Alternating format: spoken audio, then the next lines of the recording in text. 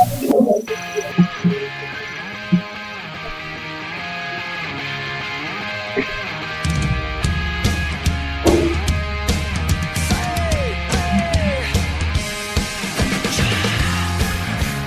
is the Bax Grant Sports Show. I am your host, Baxter Colburn, joined by my actually well-dressed, he's got to shave a little bit, but he's looking good, my good friend and co-host, Grant Coppersmith. Grant, welcome to the show this week. Nice to have you back again.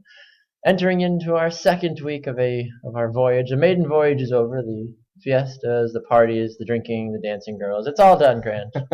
We're in our second week, and we are in the big time now, right? Oh, yeah, for sure. We got the contracts all lined up.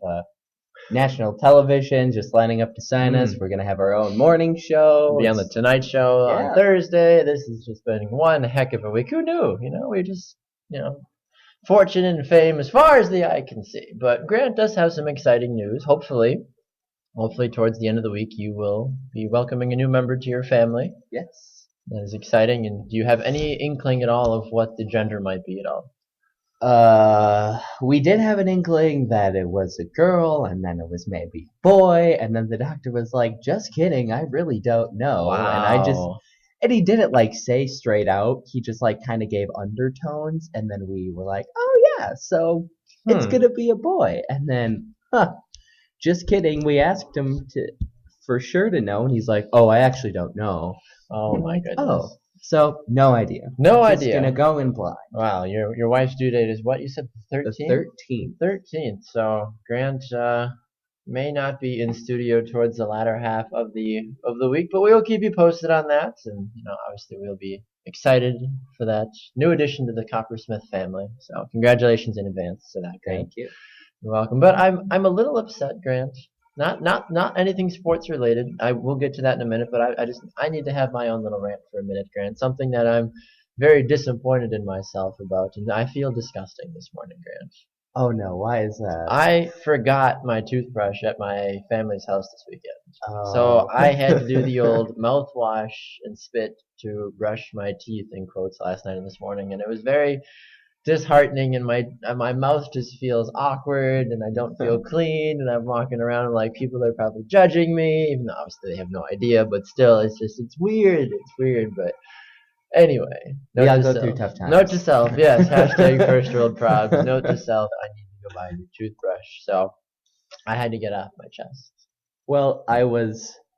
last night I was actually going to shave, and it was going to be eye-opening, and I was ready. I had the music ready because it was going to be it was going to be a long ordeal because it takes a while for me to get all this hair off my face. When it takes a while, or when I've not shaved in a while. Couldn't find my razor or my shaving cream. It has been that long. I could not find it. I looked everywhere. So you're not the only one. Well, Grant and I apparently started off our weeks on not as a high a note as we'd like, but we will be fully groomed and well manicured and properly hygiened, I'm sure, for the next episode. But wow, what a weekend in the NFL. What a weekend in sports in general. I know I'm happy. A lot of my teams won. The Wisconsin Badgers won their football game. The New England Revolution won their soccer game. The Green Bay Packers won last night. Destroyed the Chicago Bears last night. But just a weird week in NFL action. And I heard Al Michaels and Chris Collinsworth talking about this last night during the Packer-Bear game, saying that no one's safe right now in the NFL. No one's safe because the two games that jump out to me immediately are the Chiefs beating the Bills, and then even more surprising to me was the fact of the Jets beating the Steelers by 7 points. Ben Roethlisberger has thrown 12 touchdowns the last 2 weeks going into the game yesterday against the Jets, and he threw just one yesterday. And a guy named Michael Vick was throwing the ball for the Jets, and he threw 2 touchdowns. He only threw for 132 yards, but the Jets, they got the win. 2-8 now on the season. Steelers 6-4. So you sit back and you kind of scratch your head saying, what the heck? What's going on with that? I mean, is it? And we knew that the Chiefs are a talented team. They're 6-3 on the season, so it's not like they're this 1 or 2 win team that kind of came out of nowhere and shocked the Bills, but we both really expected more out of the Bills, especially the fact that Alex Smith is not playing well and Kyle Orton has been playing, pretty decent so far this year. I don't know what your thoughts are on those games specifically. Well, with the Steelers game, I just thought it was a loss that they really couldn't afford. If you take a look at the AFC North right now, all teams except the Cincinnati Bengals, because they tied one of their games, but all teams have 6 wins.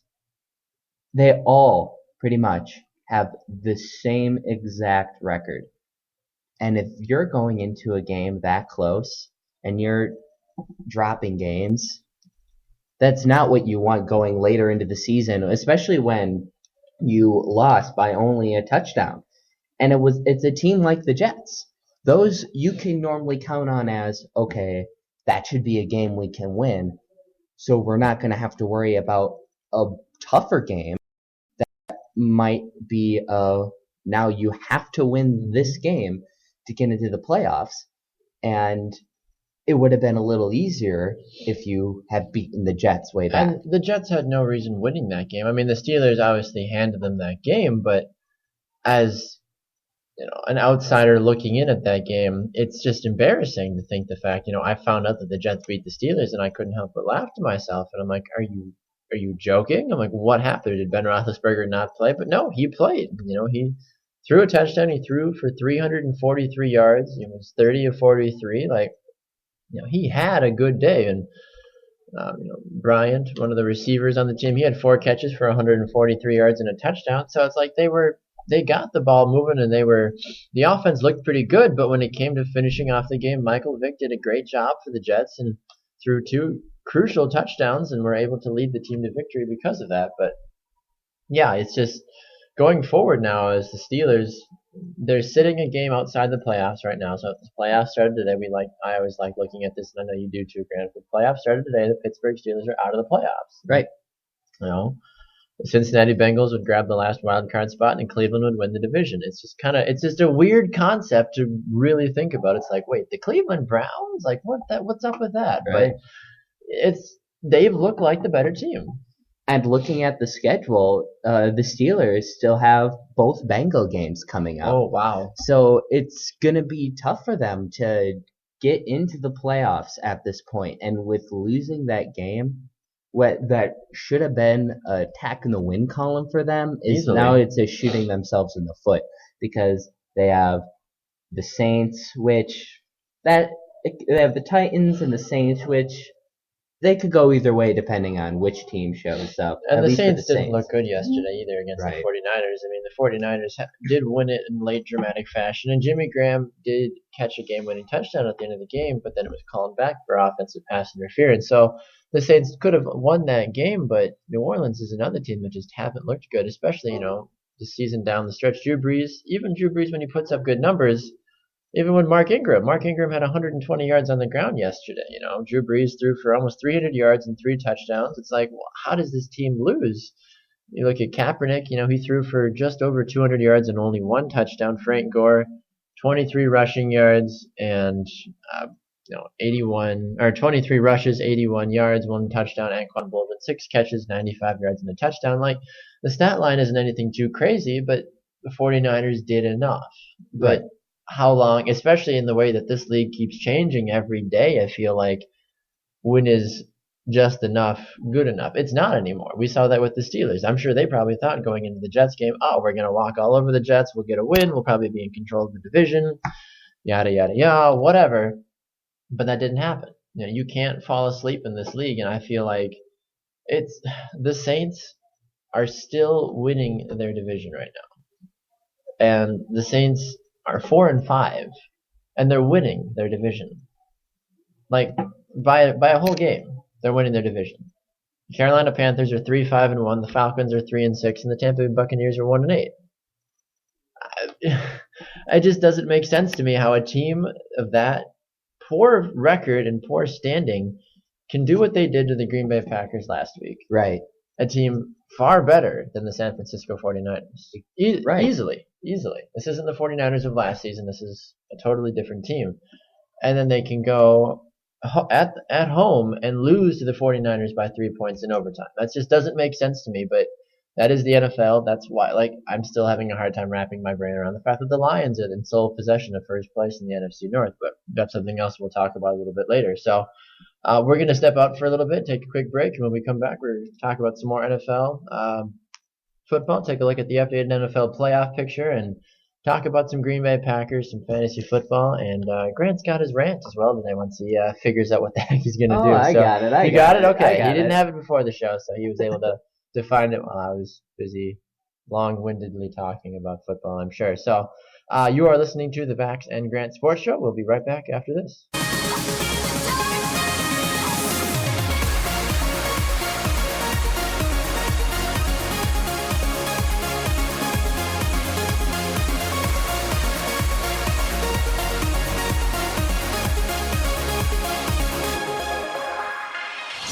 Like an arrow deep in an ocean of glass, I crash through the black, follow the sound, the beat of your heart like a man. I'll capture you back, run into the shadow, break through the night. Gotta be brave and have no fear, fighting for the fire, wait for the light. Gotta be brave, 'cause I need you here. Darkness, I will find you in the darkness, in the darkness, in the darkness. I will find you in the darkness, in the darkness, in the darkness. I will find you in the darkness, in the darkness, in the darkness. I will find you in the darkness.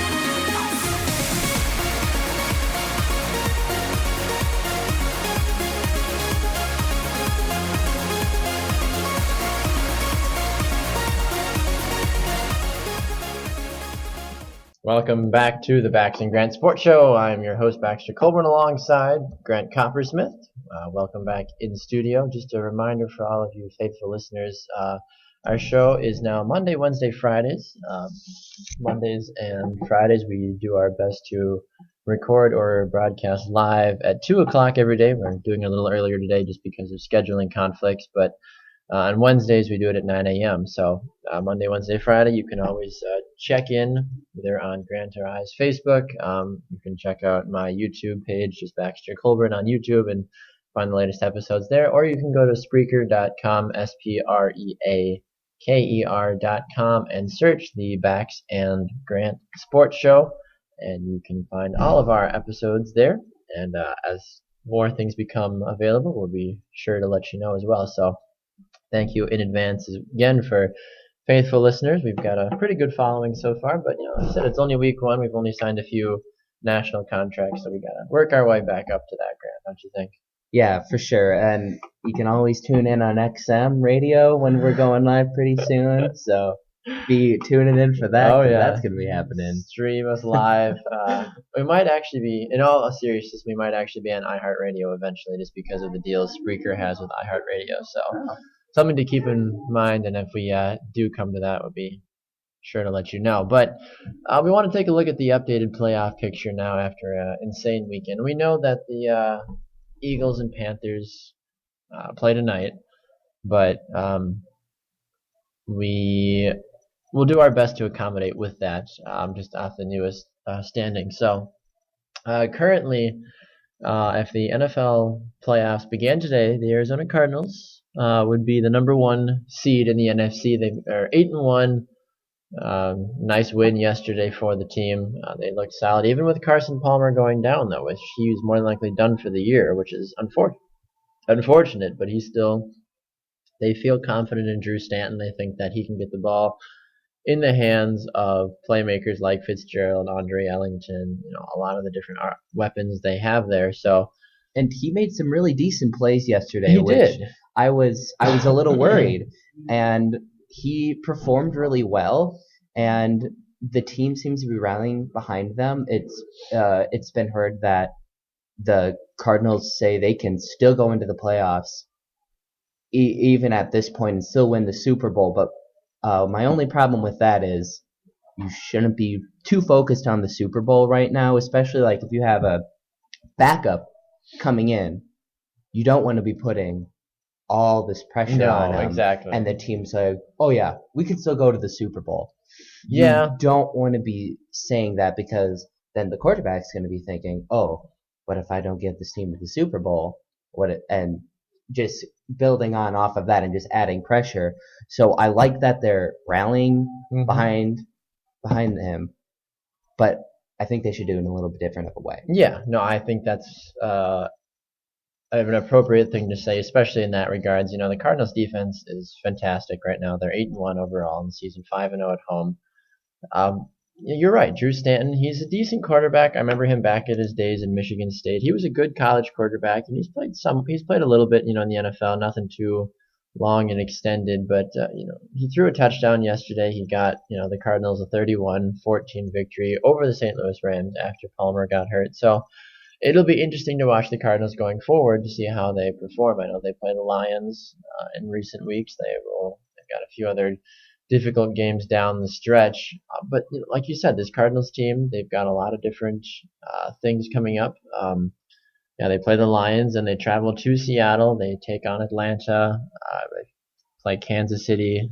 They're at St. Louis, and then they finish off with Seattle and San Francisco. So this schedule is by no means, a walk in the park. So it'll be interesting to see what this team is capable of doing now that they are missing Carson Palmer. But we made the discussion a few shows ago that Carson Palmer is not that elite quarterback that you know is going to be the lifeblood of your team, but he still is a very high product and knows the game and is smart. He's not a rookie. He's been in the league for almost 10 plus years. But he's still your leader, and he's still your play caller, and he's the captain of the ship per se. And if the captain goes down, that can, at least offensively, that can pose a little bit of the struggle, especially seeing his experience. So I think they're going to really miss his experience, but if Drew Stanton can play well enough, I think they can get by, at least into the playoffs. I don't know if they can win a Super Bowl. It depends on how he plays. I think we have to see how he fits into the offense, how he settles in, how he plays a full game. Because assuming from what I've heard, the injury is looking ACL. So nothing's confirmed yet. Yeah. But they're saying ACL, so if that's the case, that's obviously a whole season. So he's going to have to play for the rest of the season with the team. So I think we have to wait and see how he's going to perform, wait and see how he plays a whole couple games. But I wouldn't be too concerned for Cardinals fans just yet. Yeah, no, I think that, it's hard because I like this Cardinals team. I think they've got a lot of talent, but I don't know. I'm with you in that regards, Grant, where I need to wait and see a little longer, maybe another 2 or 3 weeks out. That game against Seattle is going to be, I think, a true test of what Drew Stanton is capable of doing. Right. So that game especially, I'm going to be watching very closely, and I will be able to give a better picture. Right now, I would like to say that the Cardinals don't go to the Super Bowl if I had to make a decision right now. Right. I want to wait, though. I want to wait and see what they look like over the next 2-3 weeks, and I can probably give you a better, idea at that point of how I really feel. But moving through the rest of the NFC, as much as we hate saying this, the Detroit Lions are 7-2 and have the second seed in the NFC. They looked good. They put their third comeback win of the season in a row against the Miami Dolphins yesterday. A good overall performance from the Lions. Calvin Johnson looked really good. Matthew Stafford looked decent, but it's the Lions. They're 7-2 right now. They're 5-1 in their conference. They're 2-0 in the division. So it's making you question what all are they doing. They haven't played a lot of really tough, top talented teams in that game. They have New England coming up. They've got Arizona. So when they take on some of those teams, I'll be willing to dish out more respect to the Lions if they can prove it against higher quality opponents. So we'll see what happens with that. The Eagles, they play tonight. They take on the Carolina Panthers. The Eagles are 6-2. Panthers 3-5-1. Nick Foles, he's done. He's hurt. Probably out for the rest of the season unless the Eagles make a deep postseason run. But now that Mark Sanchez is the starting quarterback for the Eagles, it'll be interesting to see just how far this team really can go. What they're capable of doing. Cam Newton for the Panthers, they just haven't looked good at all this season. Cam Newton, 8 total touchdowns on the year, not even 1,800 yards passing. What happened to him? I just think he was overrated personally for me. I didn't think he was all that solid of a quarterback. I think he just had, even though it was a little rare for rookies to perform well under a lot of pressure, I think he kind of got a boost from that in his rookie season, played well. But I just don't think he's all that talented of a player. In my personal opinion, I know people will disagree with me, and I'm not saying he's a bad quarterback. He's a decent quarterback, but I think he is highly rated in most regards. Yeah, I think Cam Newton is a victim of circumstance right now. He's playing on the Carolina Panthers team that really has no offense. A lot of their big stars have left or been hurt most of the season, and now it's been Cam Newton and a rookie wide receiver, Calvin Benjamin, who's been doing his darndest to try to keep, things together this year. But Benjamin not having a terrible rookie season. He's got 40 catches for almost 600 yards, averaging 14.7 yards a catch, and he's got 5 touchdowns on the year. So not terrible by any means in terms of rookie standard, but then looking across the board in general, it's not terrible for any NFL wide receiver. Sure. And you need more than that. If that's your only producing player, you could just double team them. Exactly. And then if you can't, and you could just single up other people and then pull a linebacker over, and then you're done. Exactly. Yeah. This Carolina Panthers team is, doesn't have Steve Smith anymore. They still have Greg Olsen, who's a tight end, but a tight end can only do so much. He's not as versatile as a player like Jimmy Graham that can, that demands, 2 or 3 guys marked up on him to really, slow him down. But I still like Philly winning this game tonight. I think that they've got a better chance, even with Mark Sanchez. Mark Sanchez has far more weapons, and I like the Eagles' defense the way they're playing right now. And I think that's just going to be what it is. The Eagles are going to take the victory tonight, and I think that they're going to improve to 7-2 on the season. Sitting in 4th place in the NFC, the New Orleans Saints at 4-5. Just a weird. That, like we said, that whole division is just a toss-up. New Orleans is the sole owner of 1st place right now with 4-5. Shouldn't be that way, but whatever. That's what it is. We had that discussion on a previous episode. If you want to tune in on that one, if you haven't heard it yet. Exactly. The 5th seed, the Dallas Cowboys, at 7-3. They went to London and beat up on the Jacksonville Jaguars pretty handily. Tony Romo looked really sharp in his first game back after his injury. Threw 3 touchdowns. Des Bryant played really well also. Yeah, just my thing with that Cowboys game, I don't agree with the starting of Tony Romo. I know I heard some talks of people saying that they didn't even think they could win that game without Tony Romo, even though it is the Jacksonville Jaguars. But my thing is, it's the Jacksonville Jaguars. It's not difficult to beat the Jacksonville Jaguars. And if you are scared of winning a game against the Jacksonville Jaguars without Tony Romo, you put Tony Romo in, and he re-injures himself even more, and then he's out for the season. How are you going to play tougher teams than the Jaguars? Yeah, Brian Hoyer is their backup. No, I'm sorry, Brandon Whedon, not Brian Hoyer. Brandon Whedon, their backup, is not good enough to lead this Cowboys team the rest of the season. Even if they, were to win yesterday, Romo gets hurt. Yeah, 7-3. That's still asking a lot. You're not guaranteed a playoff spot with 7 wins. And if you were in the NFC South, maybe, but right. They're not though. They're in a tough, cutthroat, division. But yeah, I don't know. I don't like Tony Romo playing. I'm glad he did do well and didn't get hurt, but right. They're playing with fire now the rest of the season. Yeah, I just thought that was risky. Yeah, I think he takes 1 or 2 hits the rest of the season and he might be done. So we'll see. That's always the difficult part when your star quarterback gets hurt. You're like, well, we want him to play. He feels good enough to play. Should we? It's you get all over the place with that, and it's never a good thing. But finishing up the rest of the NFC, looking down, you have Seattle. With the 6th seed, they're at 6-3 right now. The only reason they're in the playoffs and the Green Bay Packers are not is because they have the tie-breaking win over the Packers in week 1. So Green Bay, they're only a game behind the Detroit Lions. They looked really sharp last night. We'll transition here into the Packers for a little bit. They looked sharp last night. Aaron Rodgers throws 6 first half touchdowns. Incredible. It's ridiculous. And you texted me during the game last night, and you jokingly were like, "Oh, he's not elite, huh?" And I'm like, "Well, yes. Look at who he is playing now." And I've been making this argument all season long. Aaron Rodgers put up 6 first half touchdowns against the Chicago Bears. Now, had we been playing a team like the Cardinals or the Lions or the Cowboys or the Seahawks or even the 49ers or actually did what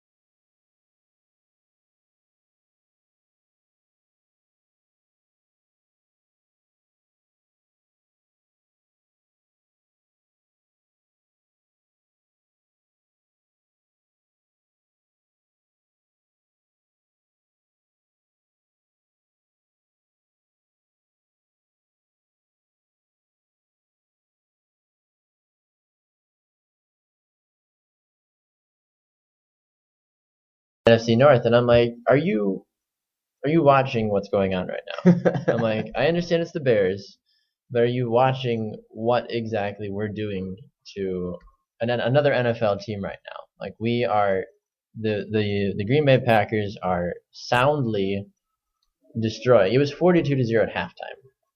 You know, the Lions have had to win their last 3 games in the last 30 seconds, or the last 2 minutes, I guess, the last 3 weeks in a row. And I get it, the Packers had to do that against the Dolphins. The Dolphins have had terrible luck that season, where they can't really close out games, but still, it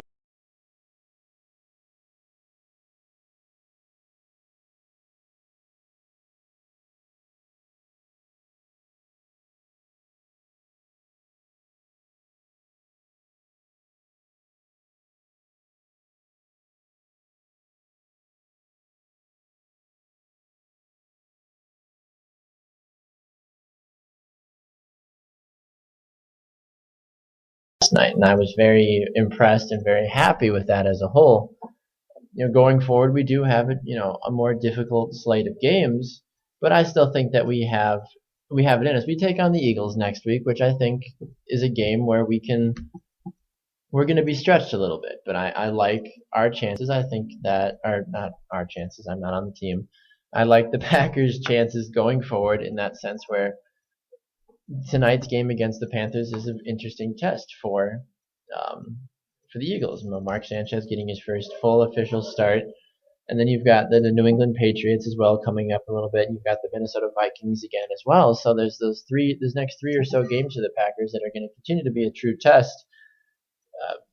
I think the Eagles will be a good game. I think that'll be a true test. I think the Patriots is going to be a huge test. Definitely. The Vikings, you never know with them.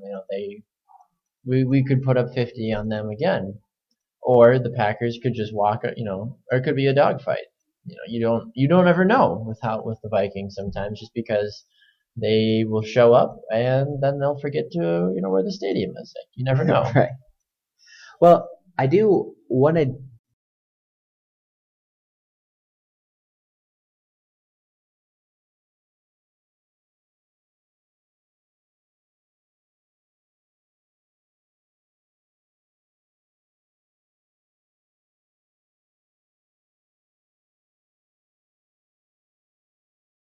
This season? In general, is he an elite quarterback? Yes. When he played the Bears, he threw for 354 yards and 5 touchdowns in the entire game. Okay. So I just want to leave that out there. I just want to put that out there. And he has weapons that can make great plays too. Not as many though as Rodgers. But he still does. He does, yeah. He still does. So I just wanted to point that out, that he had 5, and Rodgers put 6.5. He put 6.5. So I was just pointing that out. I just wanted to be heard on that one. And there's nothing wrong.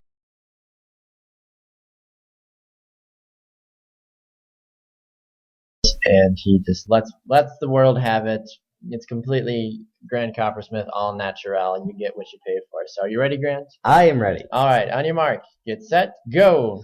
Brock Osweiler is the backup quarterback for the Denver Broncos, and apparently he was upset that when the Broncos were playing and were up an insane amount by the Oakland Raiders, he was upset that he didn't get garbage time per se, or that he wasn't able to go in. I agree with him, because last night Aaron Rodgers was on record-breaking course and they pulled him out. So I'm just agreeing with Brock Osweiler and saying you should have pulled Manning. Time's up. Should have pulled Manning. Brock Osweiler should have been in. I agree. I was a little surprised that they didn't try to break the record, especially that close. And then they were down by the red zone too, early in the third quarter, but that's Coach McCarthy's decision, and we go from there. So we're going to step aside, take a quick break. When we come back, we're going to try a little fantasy football. This is the Bax Grant Sports Show.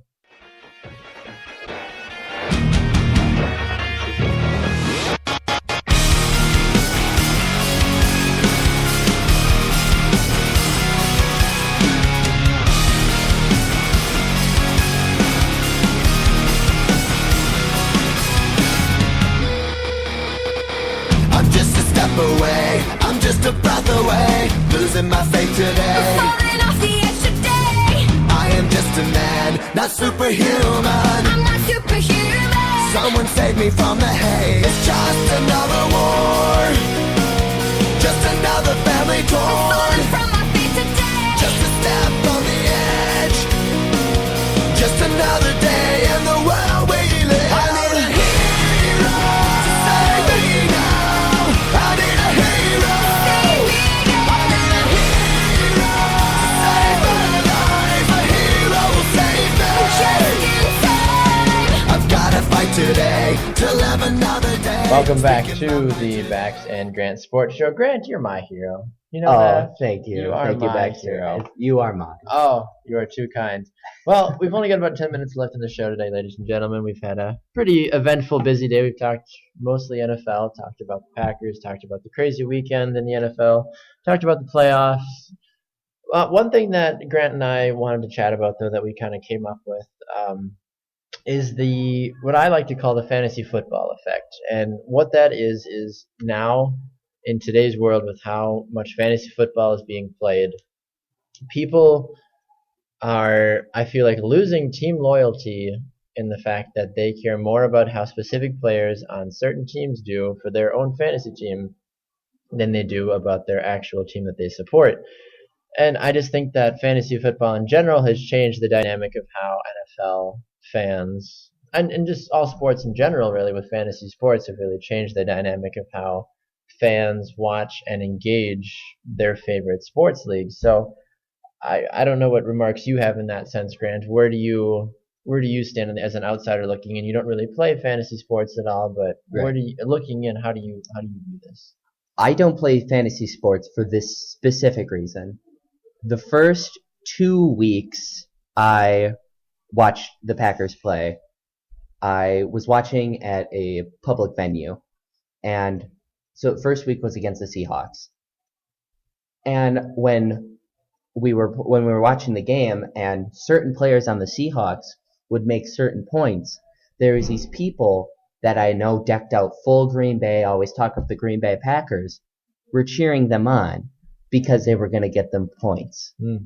Then the second week, we're just sitting casually watching the game, and it's the same people, and they have their laptops out and their phones out, looking at different games and cheering for other teams to win that are tough teams. Or there were some players on the Lions, or some from the Bears, and I'm like, are you cheering on rival teams or for players to do well?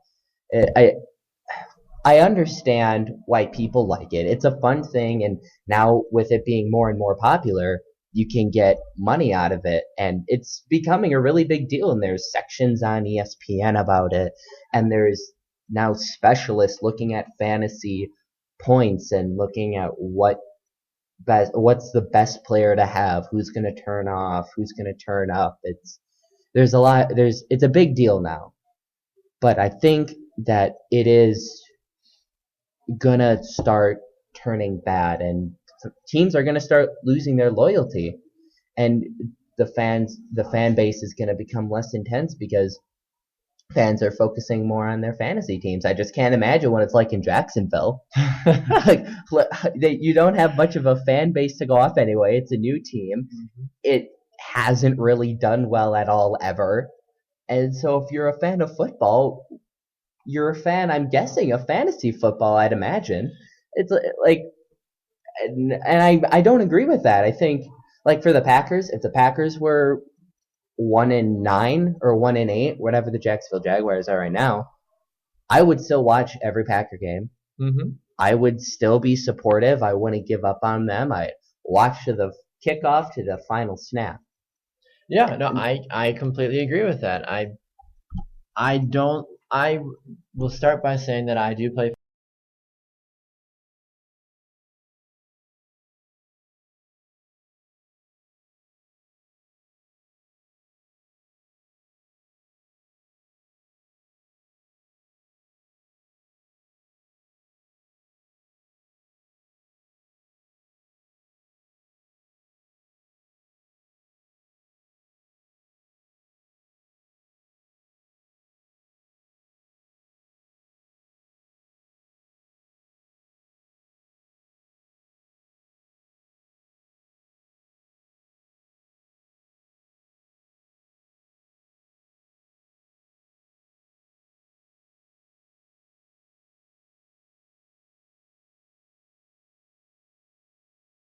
Well, I'm always cheering for him. I'm always, going for him. But he's also helping the Packers in that sense, where he's helping make everything better for my team. He's helping my fantasy team as well. But yeah, fantasy football and fantasy sports in general have changed the dynamic, and I think that they have brought about this new super fan. I don't know if super fan's the right word. More like I can't think of the word right now. But just the way that it looks in terms of wow, I seriously hybrid. Yes, thank you. A hybrid. I'm like, I make the joke about being from Wisconsin and Florida all the time, and I'm like, I'm a hybrid, but I was like, I can't think of the word, but it is more of this hybrid NFL fan where you're like, let's just say you're a Baltimore Ravens fan. You're like, I love the Baltimore Ravens. I've been a lifelong fan, but Russell Wilson's my fantasy team quarterback, so I'm gonna cheer for the Seahawks. That I hope they do well, but not good enough, just well enough that if they were to play the Ravens, that I like the Ravens to win, but I hope Russell Wilson is. I can't tell you how many times I've had friends that they'll have like the starting quarterback or a big player from the opposing team coming into a game against the Packers, and they're like, I really hope the game is like a 55-42 shootout where my player gets a ton of points, but the Packers still win. Yeah, and I just hate that, and I don't want to see close games like that. I want to see my teams steamroll another team, exactly, regardless of if Ben Roethlisberger or Tom Brady or some fantastic quarterback or fantastic player is on there. Like, I don't really care that much, and I'm not saying I don't like fantasy football. Like, I think it's fun. I played it once, and I might get back into it casually. I'm not going to put money into it or anything. No, but I'm not saying it's a bad thing. I think it's fun. I think it's a really good idea. But I think the way it's becoming, I don't like. I don't like just the way that people are going about it. I don't like it. Yeah, I'm sure there were a lot of Packer and Bear fans last night that probably had players of the respective team on their fantasy teams last night. How many Bear fans are ecstatic that Aaron Rodgers threw 6 touchdowns last night? One of my friends in my fantasy league is a diehard Lions fan, but Aaron Rodgers is quarterback. So it's like it goes all over the place, right. And I'm sure there were some Packer fans last night too that probably had like Matt Forte or Brandon Marshall on their team, and they got nothing from those guys last night. It's like Marshall scored a touchdown and had over 100 yards receiving. Okay, well that's. But then he got injured. But then he got injured. So it's like, at what cost? And it's just it's a difficult thing to really address because fantasy football, like you said, there's so much money in it. Like, it's insane how companies like ESPN and the NFL and the NBA and Major League Baseball, they play long fantasy seasons. They play it for every game. It's not like, you play a few weeks and then you're done. It's like, no, that's a couple months. Yeah, you're playing a couple months. You almost are like you're on an actual baseball team because you have so much planning and so much time commitment that goes into it. And it's insane. That being said, I do like the concept of some of the newer fantasy draft sites that have come out, like DraftKings.com and FanDuel, where it's only a week long. You can earn money through it, and that's neither here nor there. But you play every week's a new season. You play as much or as little as you want. You sign up, say, hey, all right, you have a salary cap. You draft your whatever 8 players. You play the week. Oh, I won, great. Here's some cash. Or, oh, I lost. Okay, do I want to play next week? No, I think I won't. 2 weeks down the road, do I want to play? Yeah, whatever. It's that type of fantasy league we're starting to see far more of because they are very popular. Right. And I think those are great. And once again, I like fantasy football and everything, but I think it should stay like more casual. Yeah. Like kind of like that. And like with some, like how some leagues get, like there's leagues and they like call each other and like it's a big deal. And like maybe I'm okay with like draft boards and stuff like that in a meeting because that's kind of like a fun thing. You can just like talk and have fun. But it gets like some of these fantasy leagues just get so intense that I think it just should be casual. Yeah, we've seen the commercials where the worst guy in the league will get like some crazy like heart tattoo or something. Like some guys go to ridiculous lengths for what the winners and losers get. So it's a difficult thing. Fantasy football, fantasy sports, they're changing the landscape of the sports world nowadays. And that commercial that played a couple years ago. There was one where it was where your fantasy team didn't do well, and there was people dressed up in their fan gear of their teams and being sad. And I remember some of those teams performing insanely well that season. Like, why are you sad? Your team's doing amazing. Yeah. But his fantasy team went like 0-16. Exactly. So I just think it's a difficult thing. Yeah. Honestly, it is. So, well, this has been another edition of the Bax Grant Sports Show. We thank you so much for listening. We will see you guys again on Wednesday. This is Baxter and Grant signing off. Running out of town.